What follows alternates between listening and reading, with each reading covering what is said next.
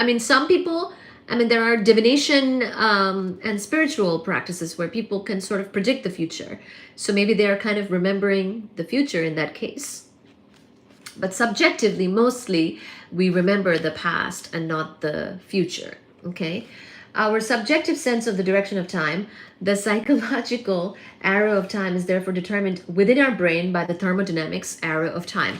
So this whole disorderliness increasing and our psychological understanding of time are the same. Just like a computer, we must remember things in the order in which entropy increases. This makes the second law of thermodynamics almost trivial. It's the only law that is kind of sort of taken for granted, but it's very beautiful. It's very elegant. It can answer a lot of questions, basically.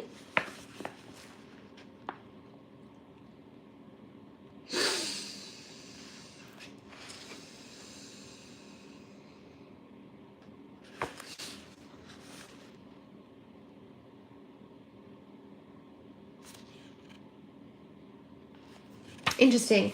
So this makes the second law of thermodynamics almost trivial. Disorder increases with time because we measure time in the direction in which disorder increases. You can't have a safer bet than that.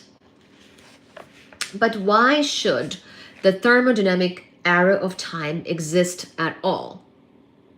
That's our next question. Or in other words, why should the universe be in a state of high order at one end of time, the end that we call the past? Why indeed? Why is it not in a state of complete disorder at all times?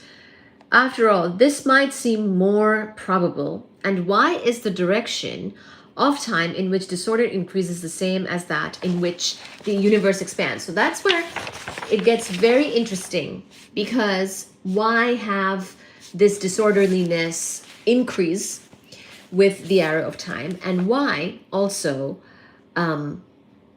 does the universe expand? So we know that the universe has been expanding. So that's just a measurement. That's a cosmological fact. But it's been expanding with the arrow of time. It's been expanding, in the past it was less expanded, and now it's more expanded. So it's almost like if you didn't have a watch, but you had a very good sense of the universe's expansion, that too would give you a sense of time, a sense of the arrow of time, right? So it's interesting to think of it that way.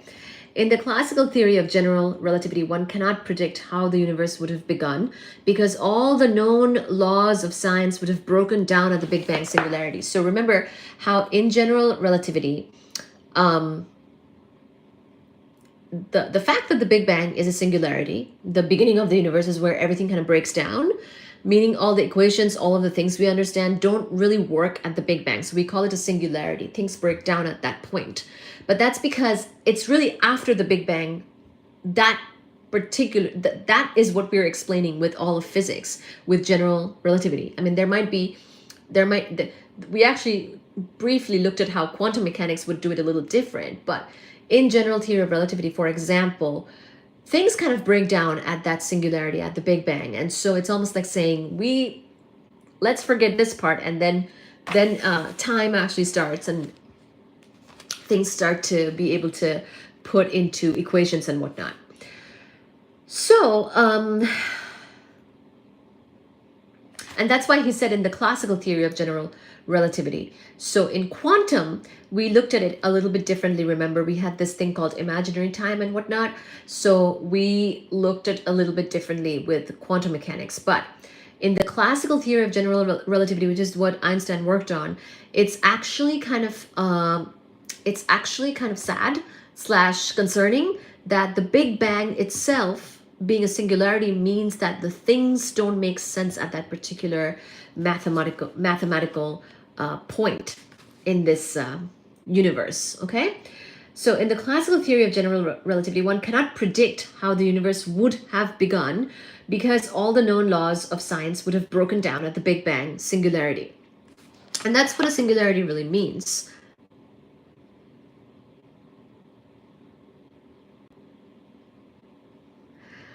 Thank you, John Jones. How are you doing?